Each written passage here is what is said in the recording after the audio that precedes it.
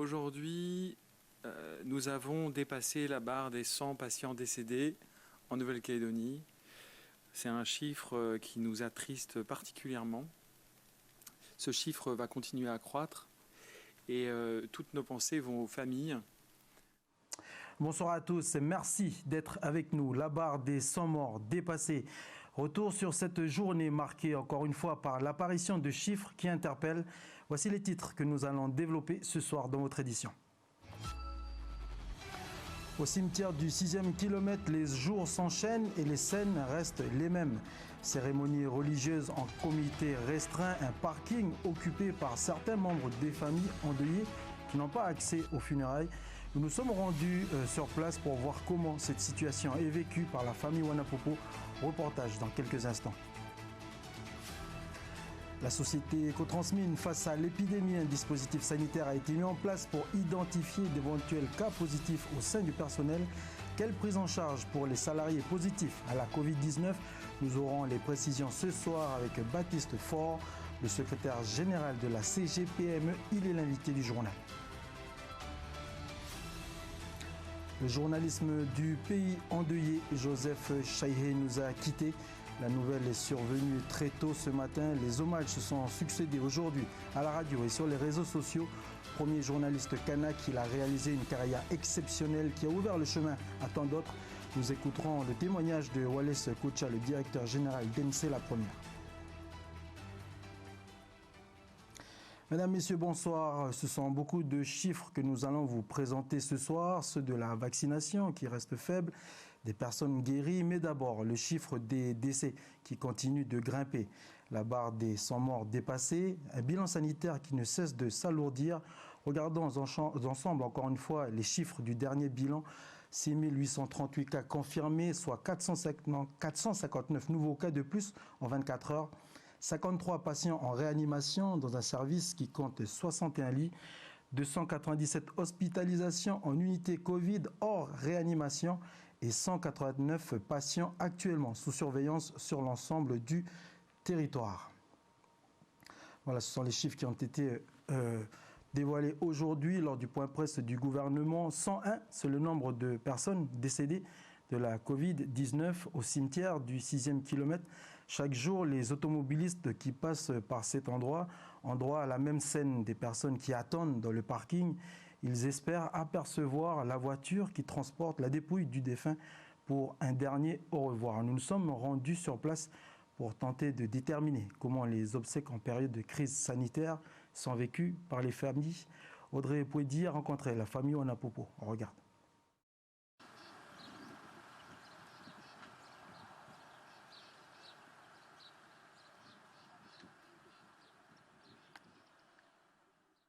Daria et Patou participent aux funérailles de leurs proches depuis l'extérieur. Seules 10 personnes de leur famille ont pu entrer dans le centre funéraire pour assister aux obsèques. C'est le seul moment qu'elles pourront voir de leurs propres yeux d'ici. Le corps étant amené de l'autre côté du cimetière, elles ne pourront plus rien voir après.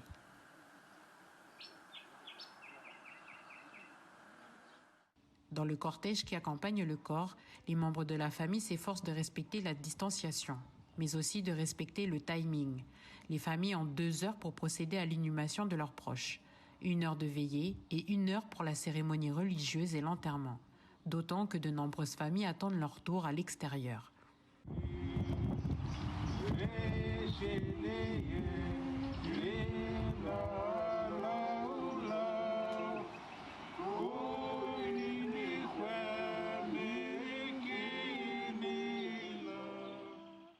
La cérémonie terminée, les membres de la famille sortent du cimetière pour rejoindre les autres proches venus assister à l'enterrement depuis le parking.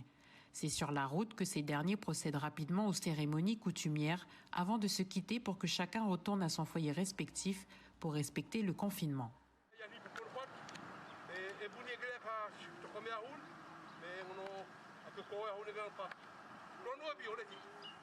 On a suivi les consignes qui ont été dites par les instances. On peut toujours dire qu'il y a un inconvénient, mais on accepte. Malgré nous, on accepte. Je peux dire qu'on a fait l'essentiel. l'essentiel de la coutume a été fait. Je dirais que c'est dans 2 mois ou 3 mois, dès que la situation le permet, on reprend les coutumes d'un deuil. Donc c'est pas terminé, c'est provisoire. Il est dans sa demeure provisoire et sa demeure définitive, c'est selon le temps. Si le temps le permettra, on terminera le travail. Si le protocole n'autorise que 10 personnes à participer aux obsèques, dans le parking, nombreux sont les proches qui sont venus accompagner leurs défunts dans leur dernière demeure.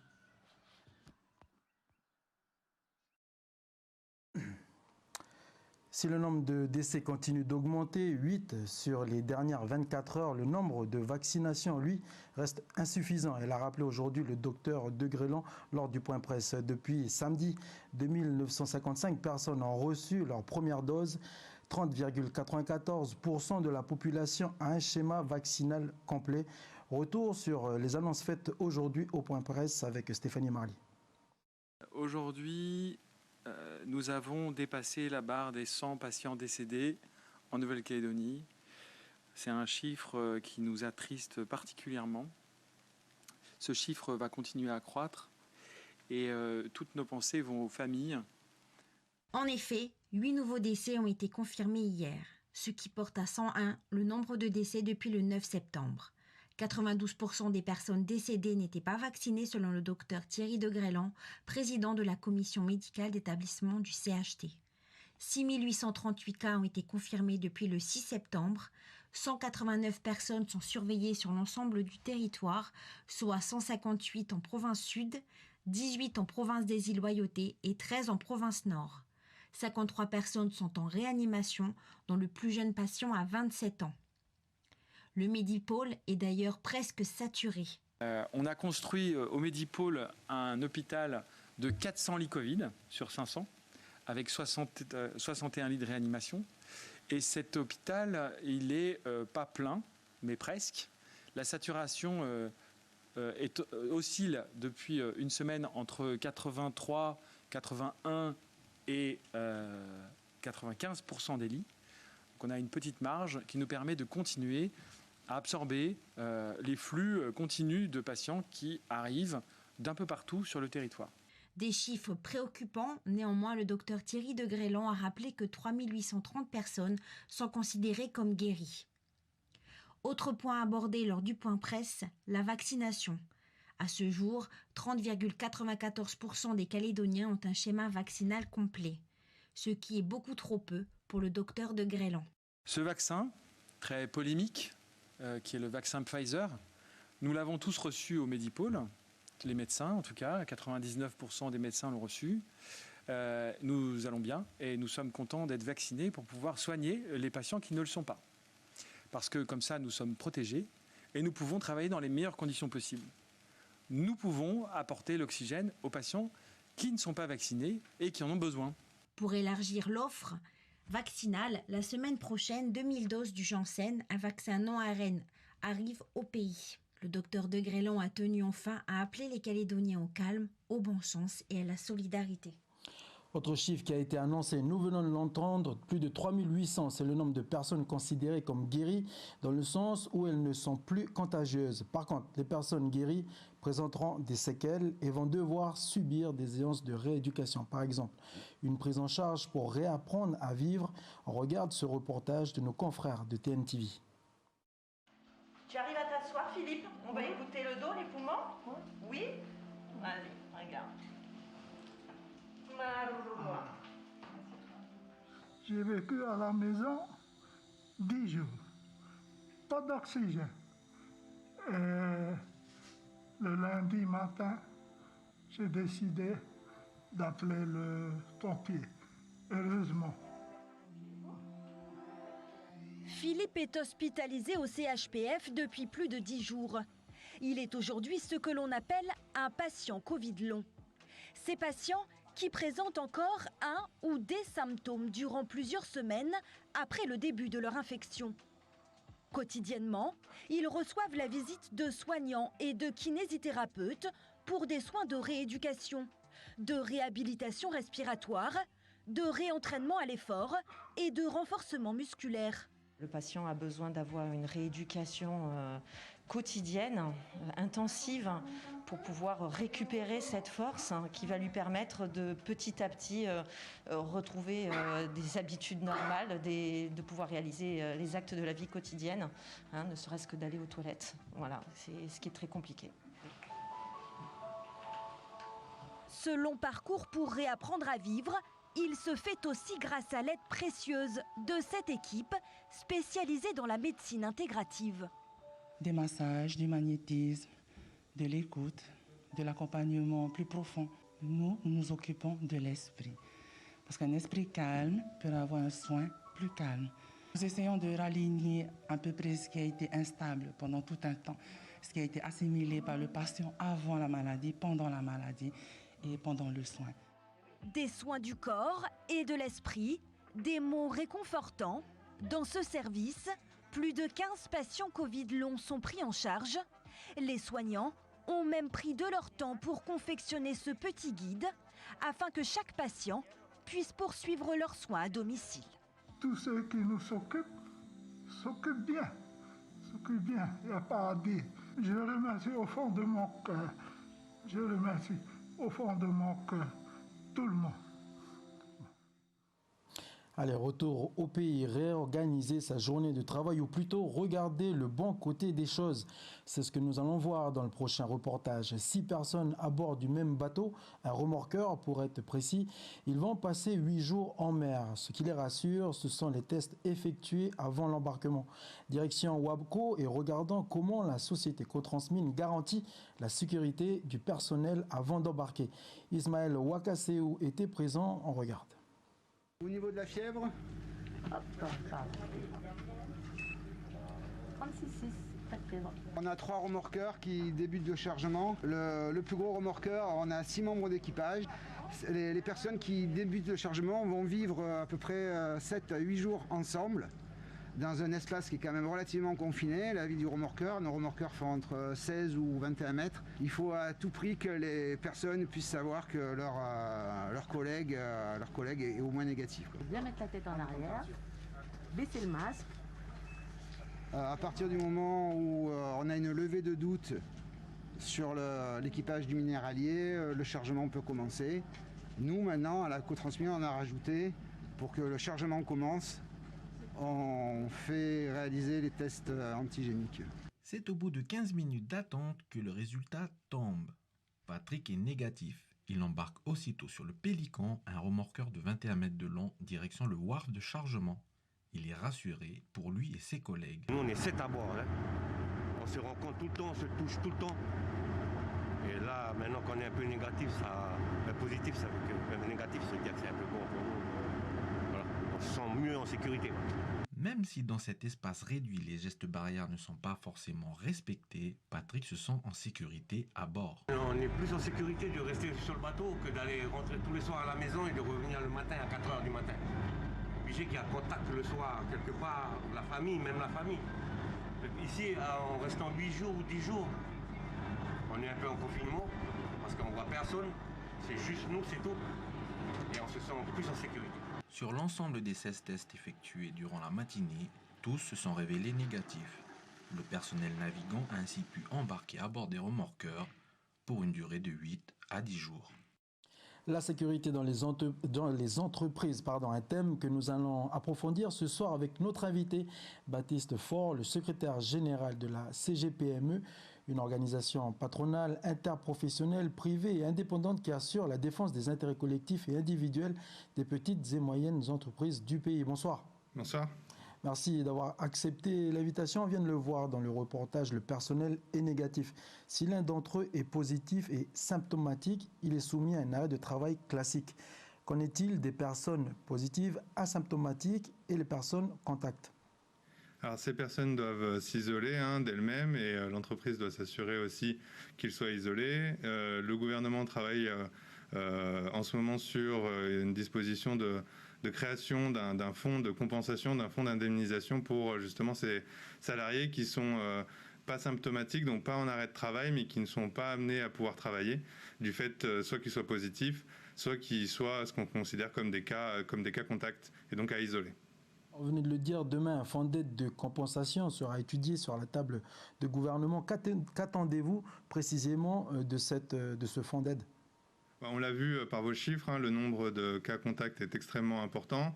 On l'a vu aussi par votre reportage que la contrainte sanitaire pour les entreprises peut être aussi extrêmement importante. Et donc, les entreprises et les salariés ne peuvent pas se permettre du coup de venir travailler s'ils sont contacts ou positifs et donc doivent s'isoler. Et forcément, ça nécessite derrière une prise en charge financière de cette absence au travail. Et donc, c'est dans cette optique-là que le gouvernement, visiblement, travaille sur la création d'un fonds de compensation qui viendrait verser des indemnités journalières à ces salariés qui ne peuvent pas venir travailler car mis en isolement.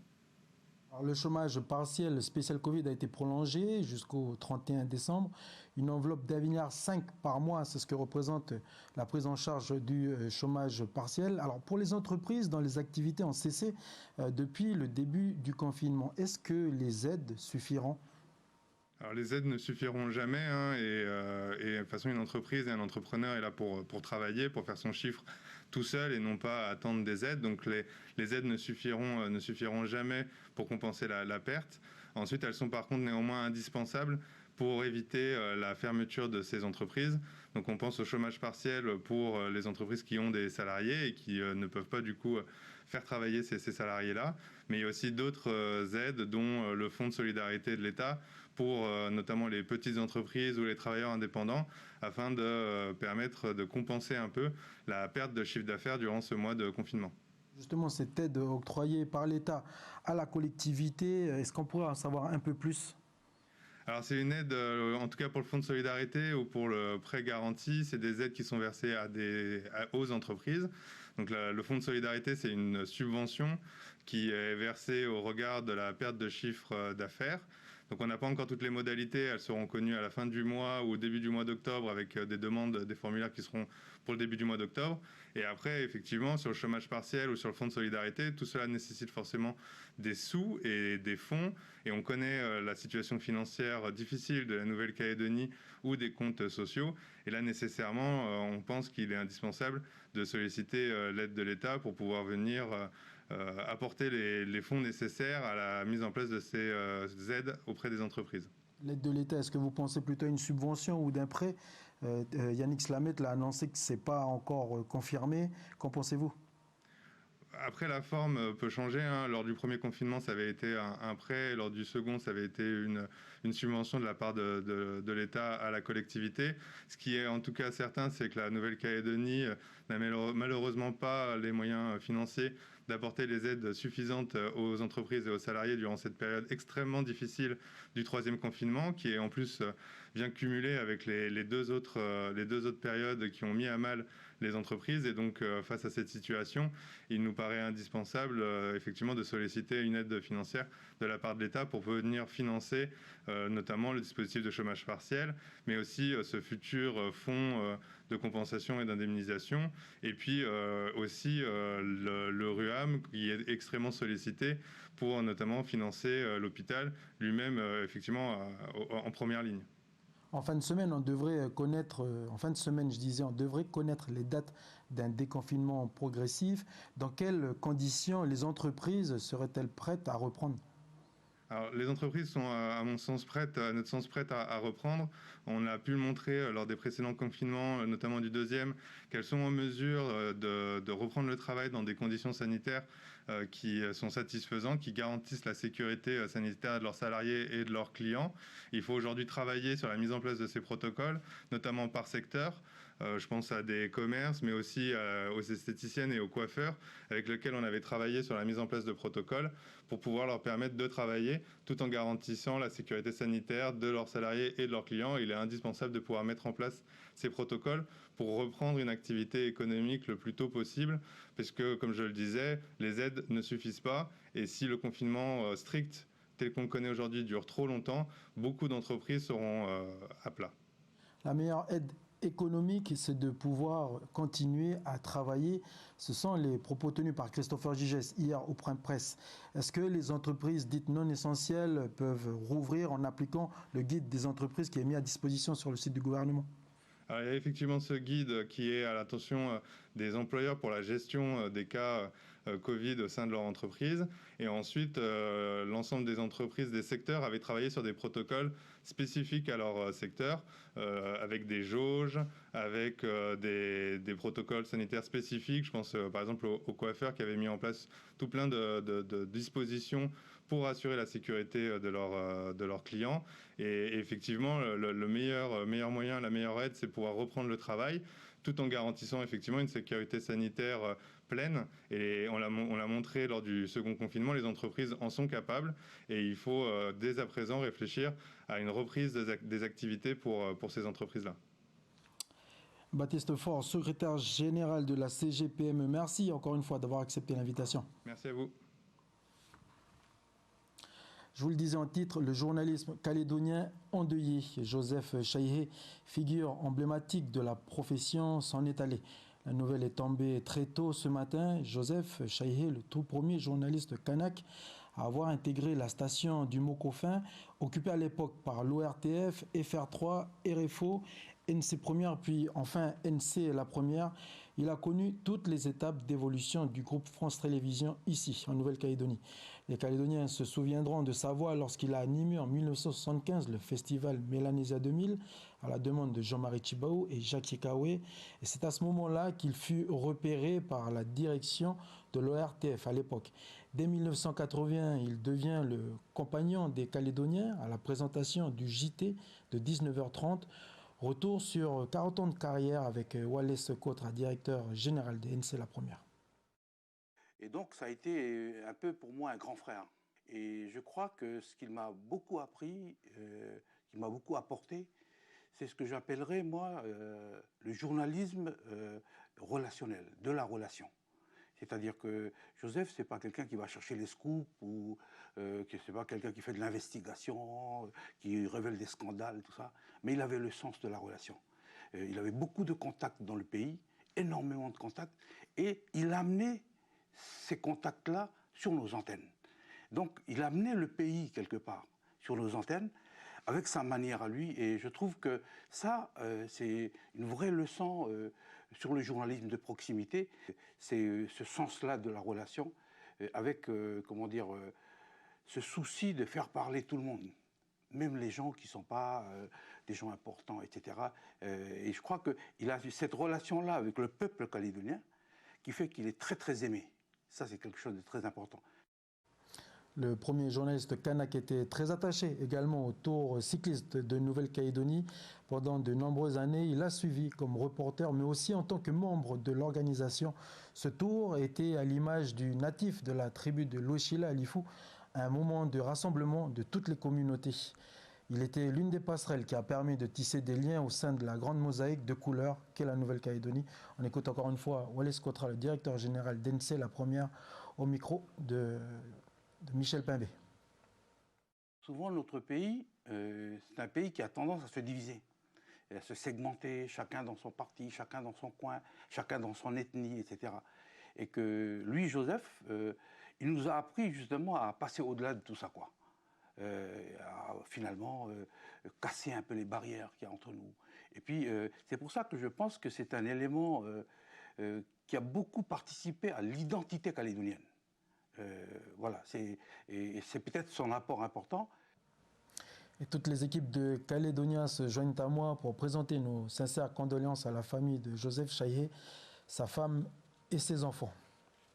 Je vous propose maintenant de regarder ces images captées par notre journaliste des îles basée à Lifou, Faustine Lefranc. On y voit des glacières et des colis déposés à la rentrée des maisons. Ici, nous sommes à la tribu de Vosip, dans le district de Lossi. Dans ces colis, on y retrouve des denrées alimentaires non périssables. La marchandise est collectée par les services municipaux de la commune de Djéhou. Les produits emballés dans les cartons et les glacières seront envoyés à Nouméa par bateau. Sur chaque colis est inscrit le nom et le prénom du destinataire. Ce sont les ressortissants de l'île bloqués à Nouméa. Attention, il y aura des jours d'arrivée différents pour les districts de Lossi, Geisha et Wetch. Il faudra suivre un protocole sanitaire. Les précisions avec Martin Ouazizi, secrétaire général de la mairie de Lifou, au micro d'Orina Ilolo. Vendredi, c'est d'abord la distribution uniquement des colis dont les destinataires sont originaires de l'OSI. Donc vendredi toute la journée à partir de 8h jusqu'à 16h. Samedi, c'est le district de Gaïcha de 8h à midi. Et lundi 4 octobre, c'est les destinataires du district de Wetch de 8h à midi. Et donc par rapport à ce que vous avez demandé en termes de modalité de récupération, ça va être sous forme de drive. C'est-à-dire que les gens ne sortent pas de la voiture pour récupérer. On demande que ce soit une seule personne qui arrive récupérer les colis, mais pas à 2 ou à 3 ou à 4. Avec également donc les pièces justificatives nécessaires, notamment l'attestation de déplacement dérogatoire, avec en plus un masque et du gel, et puis la carte d'identité. Voilà, je vous propose que l'on se quitte sur ces images. Regardez, toujours tournées et réalisées à Lifou. Des bougnats ont été préparés, confectionnés et offerts au personnel médical des dispensaires de la tribu de Oué et de Répéné au district de Wetch. Une action signée l'association Kenoumela, que l'on remercie au passage de nous avoir envoyé les images sur un montage signé Faustine Lefranc. On regarde, on écoute un peu. Et je vous dis au revoir, bonne soirée et prenez soin de vous. À demain.